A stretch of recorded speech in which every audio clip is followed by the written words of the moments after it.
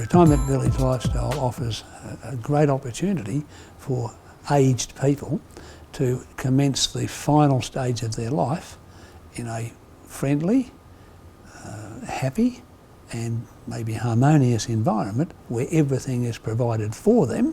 Almost all retirement villages provide excellent facilities and services, which saves you having to do all of the tedium of maintaining the yard and all of those other onerous tasks. You also get a new circle of friends, and generally your lifestyle is better because you're able to relax and enjoy that last stage of your life. If you leave the village for a holiday, you can come back being content that your village manager would have looked after the unit. One of the criticisms we have about the retirement village industry is that the residence contract, the primary document which governs your lifestyle and your conditions of entry and exit, is a very complex and complicated document, which in many cases is 100 plus pages thick.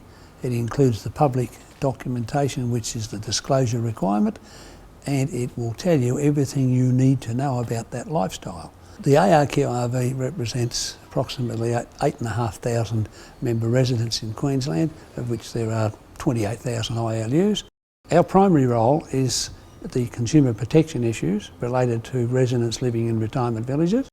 At the same time, we're very aware of the need to work towards maintaining the viability of the industry. Our daily workload consists of response to inquiries from residents for telephone, emails. The vast majority of those are relatively simple, such as maintenance not being performed on time, tardy responses to correspondence and requests, the noisy bird cases where it's neighbour versus neighbour, and all of those other things that you experience in close communal living. The most significant task that we do, of course, is to then represent residents in those cases, about 5% of the cases, where there is a financial implication, the budget hasn't been correctly prepared, or there is a seeming overcharge or failure to provide a general service.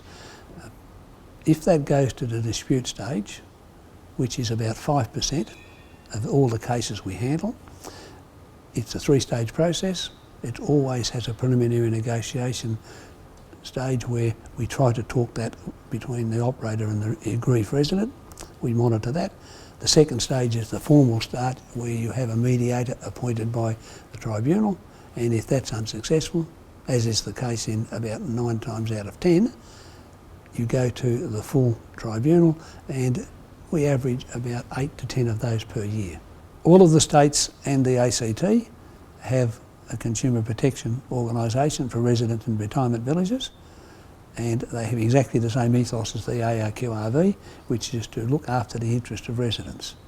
The importance of residents being involved in their state association is that a favourable result from any resolution we achieve flows on to every resident, even if it's only an individual case, because most of these things affect the lifestyle, whether it's the individual or a group of individuals in the village or an entire village, or indeed any of the 330 odd villages in Queensland. It's absolutely essential before you consider entering a retirement village that you do your due diligence specifically on the residence contract and the public information document. They are complicated documents and they require a great deal of analysis, and you need to understand that the important parts of your lifestyle are going to be controlled by the content of that documentation. If you don't get professional advice on that, you may be unhappy, and you may find that there are elements of living in the retirement village which are not to your liking. A typical due diligence examination of this documentation by a qualified expert might take 1 week and will cost in the order of $1,000. Money well spent and time well expended.